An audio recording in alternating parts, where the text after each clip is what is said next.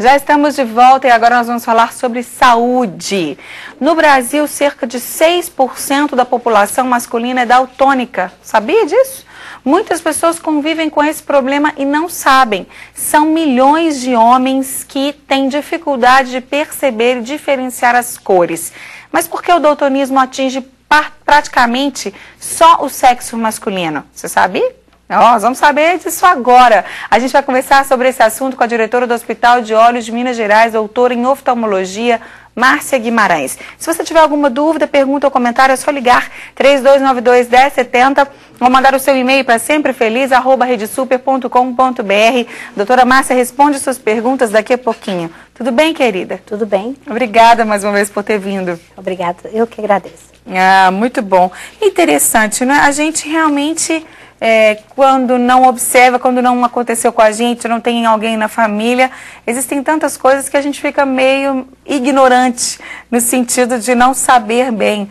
Por exemplo, como a gente citou aqui, alguns dados importantes sobre o daltonismo. Mas vamos voltar um pouquinho, né, doutora Márcia? A gente vai chegar lá nessas informações todas.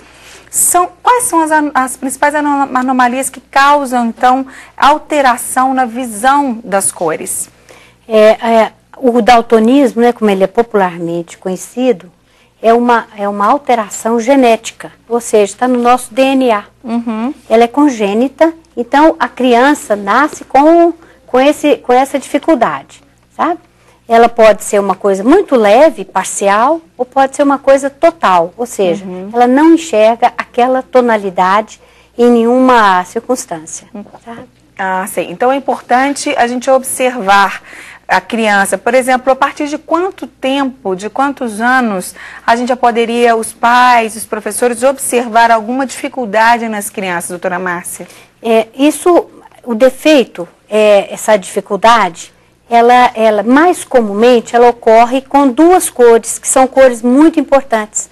É a cor verde ou a cor vermelha, uma delas.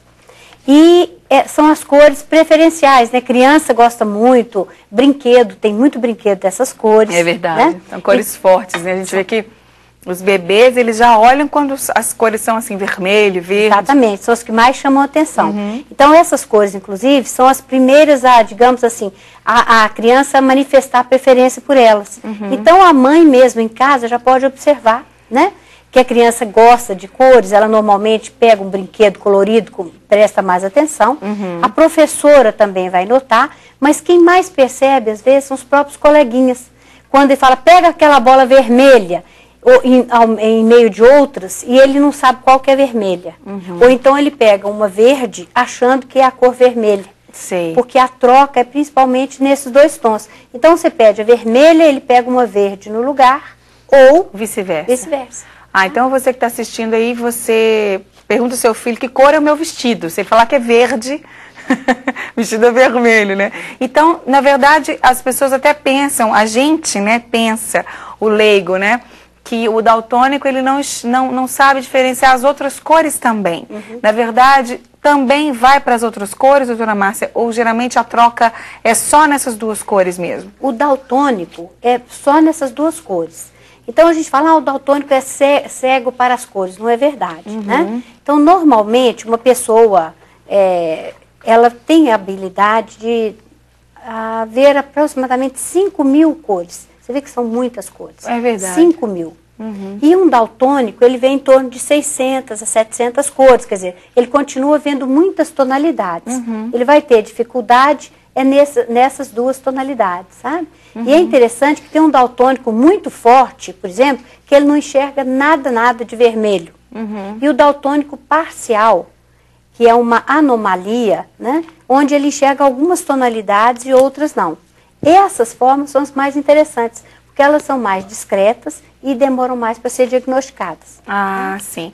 Então, a mistura das cores, ele também tem dificuldade? Por exemplo, os tons de vermelho, vermelho mais claro, um alaranjado, que é um vermelho com amarelo, digamos assim, ele também vai ter dificuldade de enxergar, doutora Márcia, ou seria só o vermelho e só o verde? Exatamente. São as misturas das outras cores, as nuances é que ele vai ter dificuldade.